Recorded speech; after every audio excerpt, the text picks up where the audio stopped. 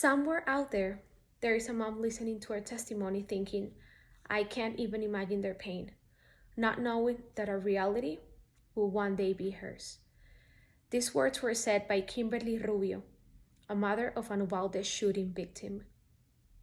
On May 24 of this year, 19 elementary children and 2 devoted teachers were killed by a gunman. And we don't know who's gonna be next. We don't know if tomorrow it will be our last children's kiss, love, or an I love you, mom.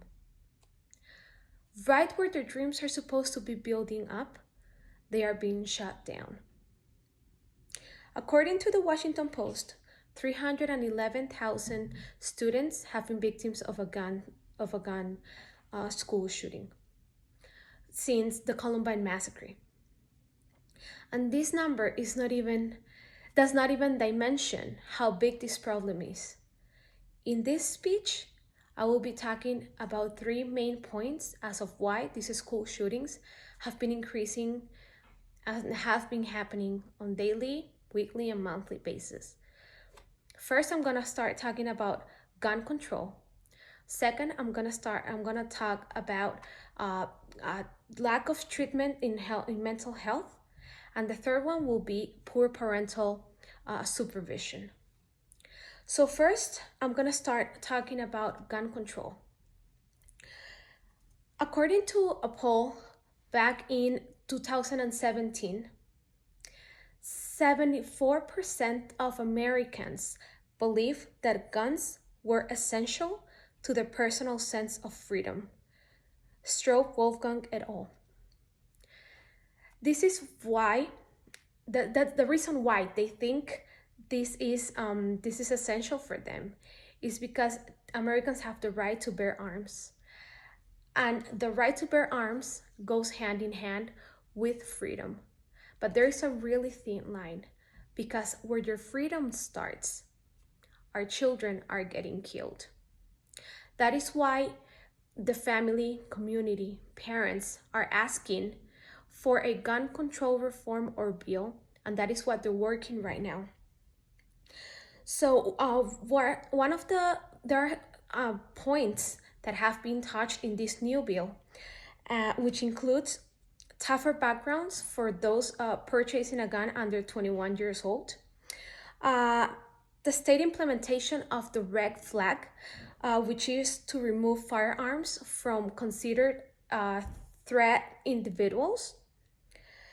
And the third one will be the boyfriend loophole, which means that this person has been condemned for abusing their partner, and lastly, giving $15 billion to school safety and mental health issues. With this being said, I'm gonna move to my second point, which is not enough mental health supervision for our children. According to an article called Deadly Mass Shootings, Mental Health and Policies and Regulations, what are we obligated to do? The increase of mental health problems between children or students between the ages of 12 and 16 has been increasing like crazy. They say that if these mental health issues are treated on time, we can prevent having an individual who is a threat for our community. Also, the reality is that 3 to 5% of all violent acts are committed by people with severe mental illness, according to Lehner de la Vega et al. Why I mention this?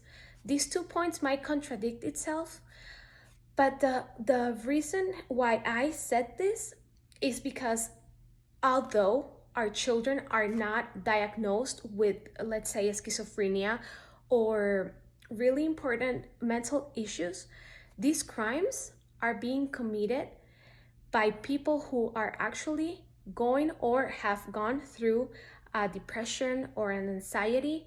So these numbers does not mean anything.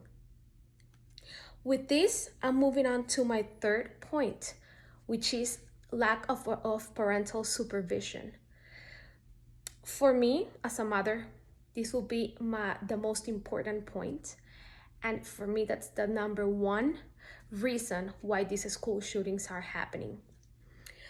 According to Gracia Bejarano, who is a former elementary teacher with more than 5 years of experience, she believes that there is a lack of communication and relationship building at their homes.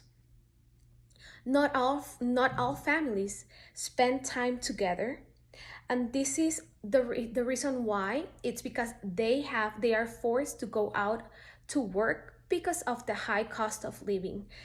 But this is happening at a cost of our child's poor parental supervision. Another important point here is that our children go through changes, physiological, emotional, and social. And as parents, we have to be there for them, to support them. So today we talked about why school shootings are happening. Because first, gun control. Second, a lack of mental health supervision. And my third point is lack of parental supervision. So today, I invite you all, caregivers, parents, grandparents, to feed their children what they want to feed, what do you want them to feed the world. It's in our hands. It's our responsibility.